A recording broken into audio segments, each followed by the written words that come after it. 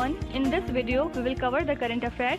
Before we move ahead, let me inform you that these questions are part of our daily 20 MCQ series in GK Today's Academy Android application. So if you are looking for the text version of these questions and their explanations along with the interactive quiz, you may consider joining our daily 20 MCQ series in Academy Android application. So in this app course you get daily 20 MCQs, a fortnightly quiz, a monthly revision document, and also category-wise revision ebooks which are optimized for reading on your mobile itself. Apart from it, you are also able to access all archives of questions from January 2020 onwards. Please check our Telegram channel. The link is given in the description box. You can subscribe to it if you find it relevant. For hard copy books, you can visit our website gktbooks.com. Okay, so now without wasting any further time, let's get started. Good morning everyone. Welcome back to GK Today. And today we'll be discussing most important MCQs for 27th of October 2021. Starting with very first question, which country is reported to have conducted a hypersonic weapon test using fractional orbital bombardment system, that is FOBS? So as per the media reports, China's military conducted 2 hypersonic weapons tests recently. So China first tested a rocket using FOBS to launch a hypersonic glide vehicle that is capable of carrying nuclear weapons. Also, it is reported to have conducted a second hypersonic test in the month of August. However, the Foreign Ministry of China cited the test as a routine spacecraft test to verify the technology of the spacecraft's reusability. Fine. Now, apart from it, in the previous lecture we have seen that the naval forces of China and Russia have commenced the Naval Interaction 2021 joint military exercise that aims to enhance their capability and skills to jointly deal with maritime security threats.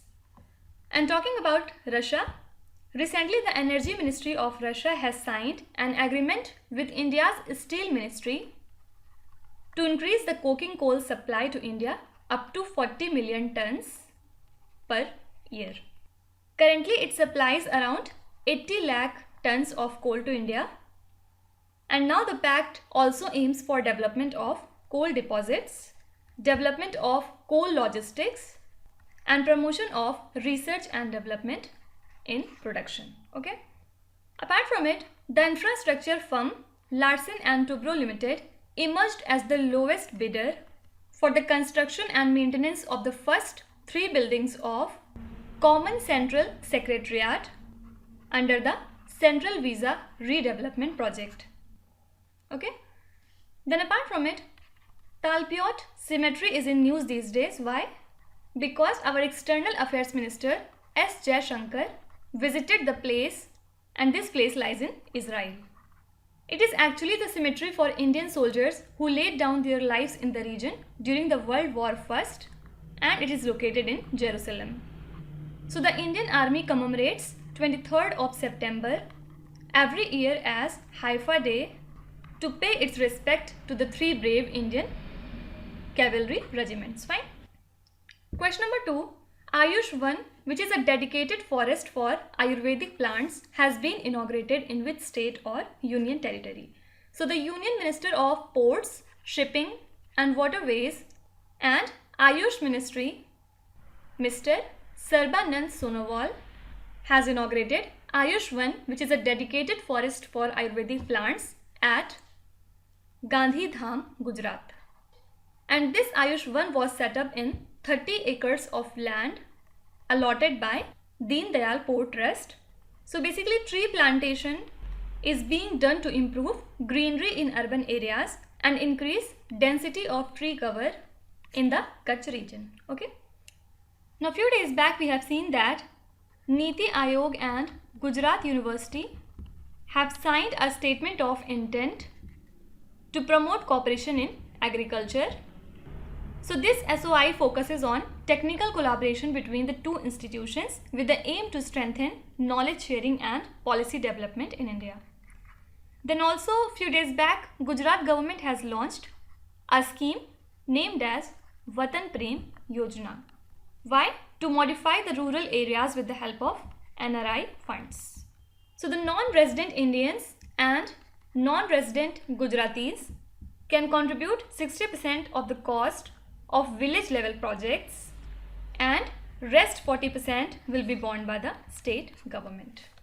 Also, NMHC, that is National Maritime Heritage Complex, is to be developed as international tourist destination, and it will be dedicated to the legacy of maritime heritage of India at Lothal in Gujarat. Fine. Also, GI certified Bhalia variety of wheat had been exported to the countries Kenya and Sri Lanka 2-3 months back. Okay.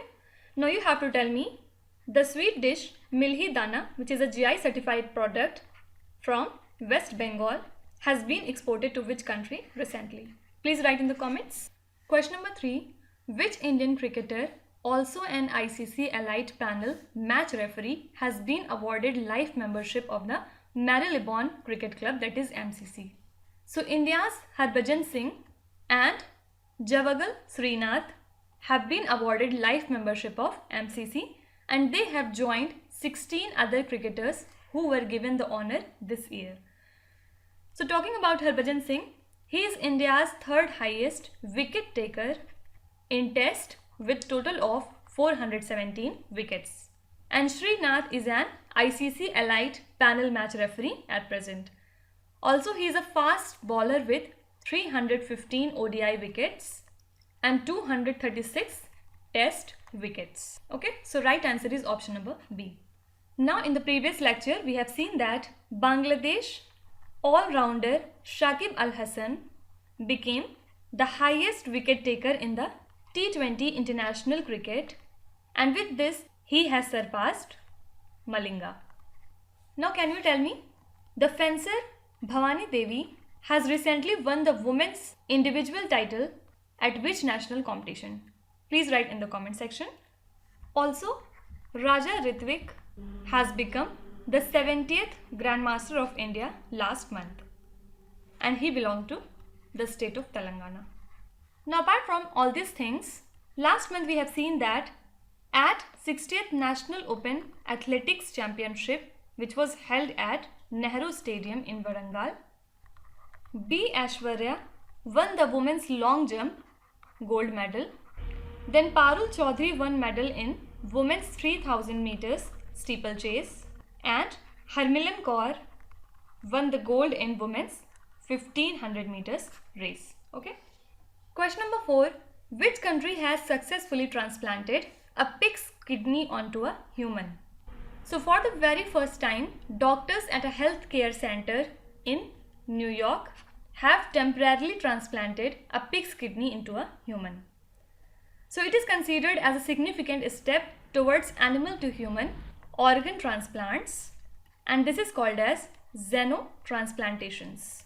Also, these doctors have altered the pig's genes to avoid immediate rejection from the human immune system due to the presence of a sugar molecule in pig cells called as glycan.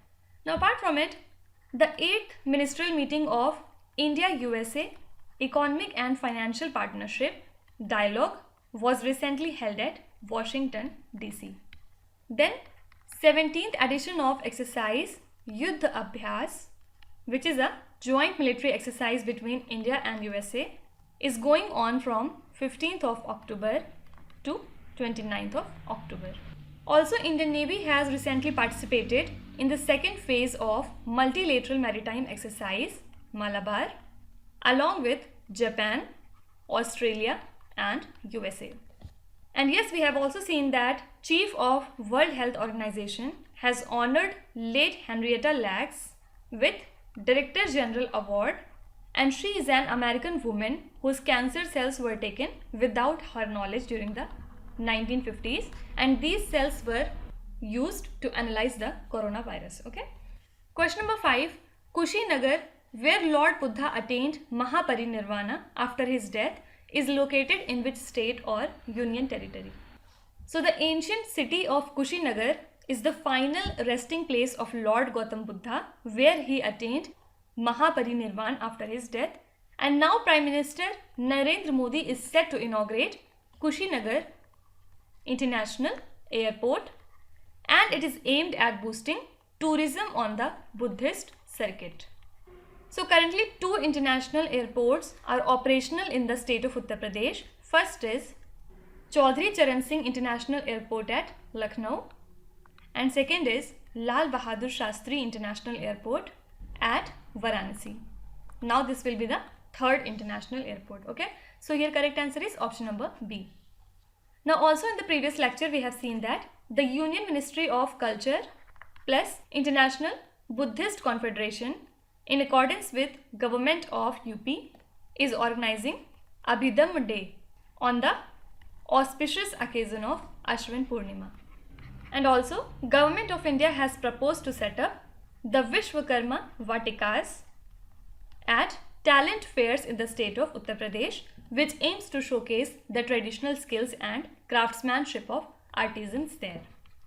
Also, the Union Minister of Information and Broadcasting, Mr. Anurag Thakur, has recently launched Clean India program from Motilal Nehru Institute of Technology, Prayagraj, Uttar Pradesh, and the aim is to create awareness and encourage people to make them involved in cleaning waste, and this campaign will continue till 31st of October.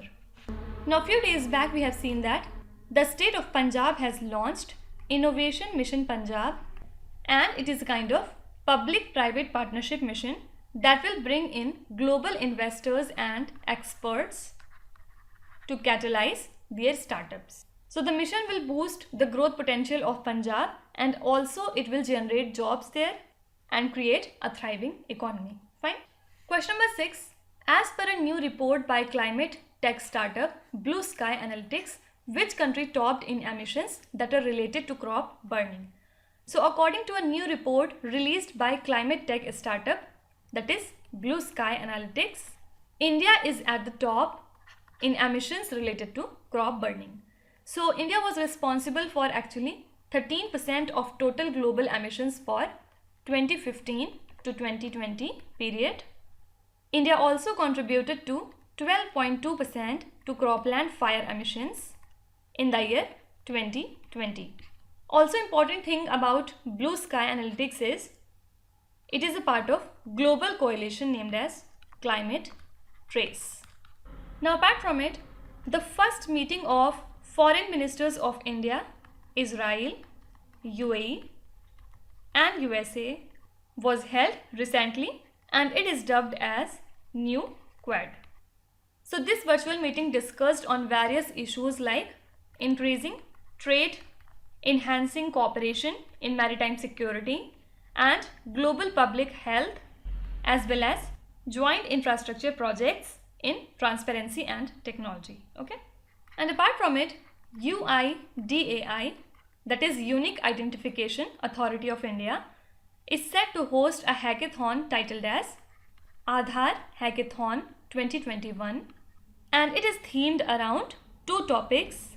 The first theme is enrollment and update, which covered some real life challenges being faced by the residents while updating their address. And the second theme would focus on identity and authentication for the solutions to prove identity without sharing the Aadhaar number or any demographic information. Fine.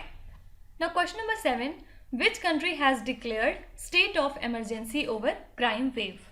So recently Ecuador President Guillermo Lasso announced 60-day nationwide state of emergency in response to a wave of violent crime there. So the president announced that police and the armed forces were being mobilized, and as per the official figures, the number of murders in the first 8 months of this year are twice those in the same period last year. Actually, some weeks ago, a prison fight in the port city of Guayaquil made 119 inmates dead. Okay, so that's why this step has been taken. So correct answer becomes Ecuador. Then few days back we have seen that San Marino has recently legalized abortion. Then the country Switzerland has legalized same-sex marriage. And Vanuatu, which is a kind of South Pacific Ocean nation made up of total 80 islands, has recently moved to International Court of Justice to present its opinion on the rights of present and future generations so that they can be protected from effects of climate change. Then apart from it, last month, Central Bank of China had declared all the cryptocurrency transactions illegal, and as per a report, India has highest number of cryptocurrency owners in the world. Question number 8. Which state has approved the creation of a directorate under the new Indigenous Faith and Culture Department? So recently the Assam cabinet has approved the creation of a directorate and post under the newly established Indigenous Faith and Culture Department.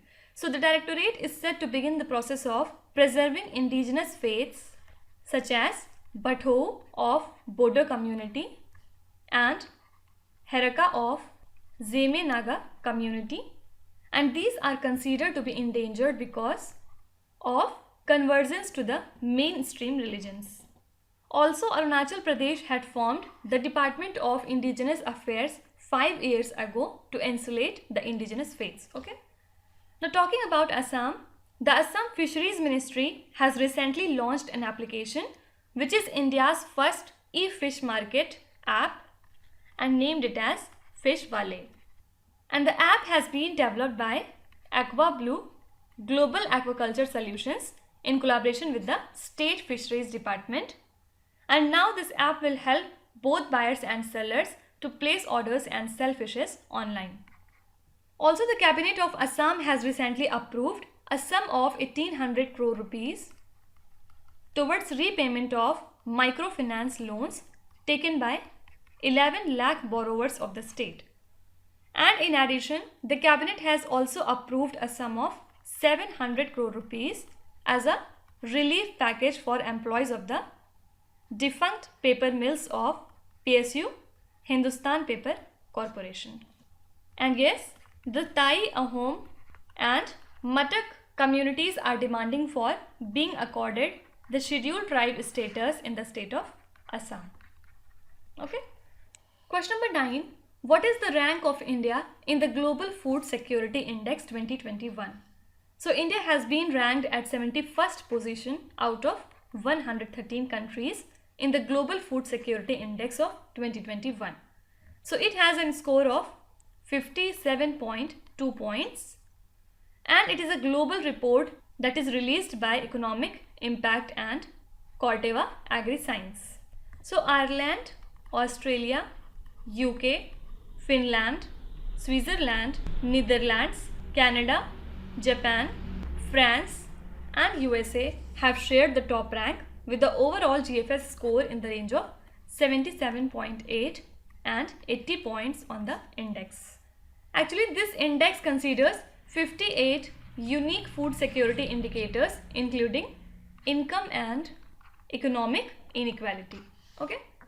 Now apart from it, Crime India report has recently been released by National Crime Records Bureau, and as per this report, India recorded 1.2 lakh cases of deaths due to negligence relating to road accidents in the year 2020.